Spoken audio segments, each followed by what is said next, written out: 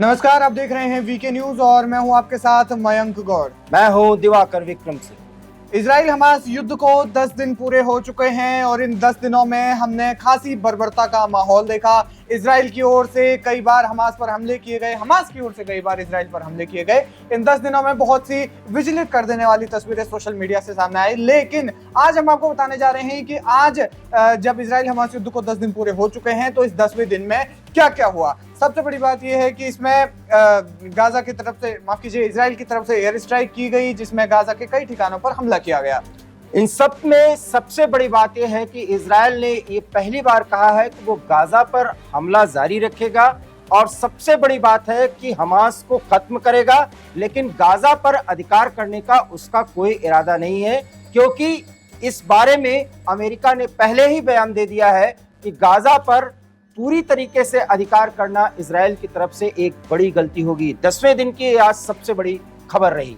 इसके अलावा एक बड़ी अपडेट ये भी है कि इजराइल गाजा से निकलने वाले सभी रास्ते जो है, सभी बॉर्डर्स जो है वो बंद कर दिए गए हैं और अब जो एक लौता बॉर्डर वहां पर था, राफा क्रॉसिंग जिसे कहा जाता है, जिस पर इजराइल का कंट्रोल नहीं था, लेकिन वहां पर भी बमबारी चल रही है। तो कुल मिलाकर के वहां जो आने जाने वाले सभी रास्ते थे वो अनाधिकारिक रूप से, क्योंकि आधिकारिक रूप से अभी तक इसकी कोई पुष्टि नहीं हुई है, लेकिन वो सभी बॉर्डर्स जो है बंद हो गए हैं। एक ताजा एयर स्ट्राइक में इजराइल ने हमास को बड़ी चोट पहुंचाई है, लेकिन खबर यह भी है कि जब हम आपसे बात कर रहे हैं, हमास की तरफ से रॉकेट हमला किया गया है तेल अवीव में, और तेल अवीव में जब हमला किया गया तो वहां पर संसदीय मामलों की एक बड़ी बैठक चल रही थी और बैठक से उठ करके सभी लोग अफरा तफरी में बाहर निकले हैं। इस हमले के बाद अब इजराइल और हमले करेगा।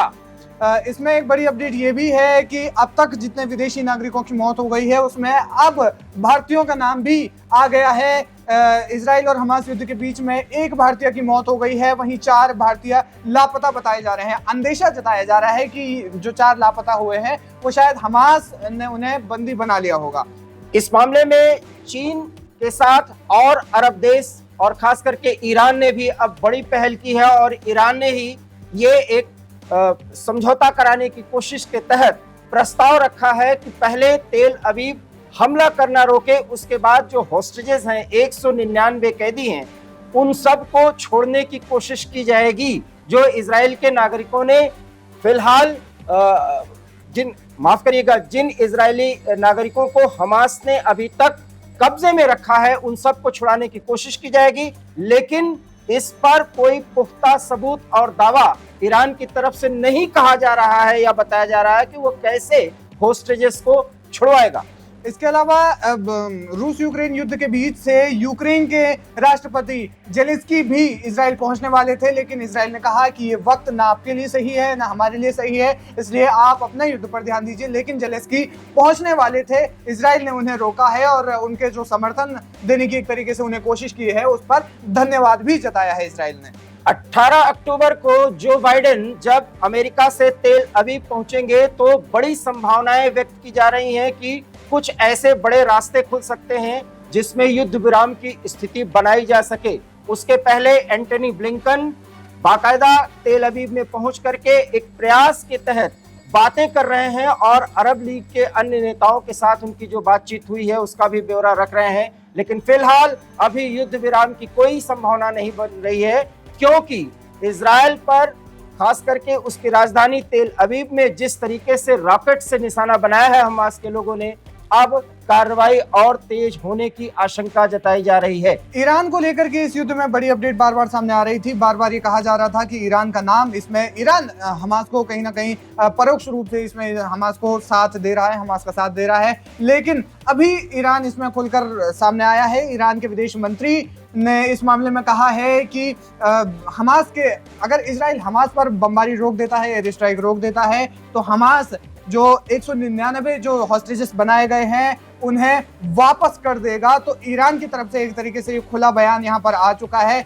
यानी कि ईरान सरपरस्त होकर के हमास की तरफ से ये बोल रहा है, हालांकि हमास की आधिकारिक पुष्टि इस मामले पर नहीं हुई है। उधर हिजबुल्लाह ने जो कार्रवाई की है उस कार्रवाई पर विराम लगाने की तमाम कोशिशें शुरू हो चुकी हैं, क्योंकि अगर हिजबुल्लाह की तरफ से कार्रवाई की जाती रहेगी तो इजराइल आक्रामक रवैया और ज्यादा अख्तियार कर सकता है।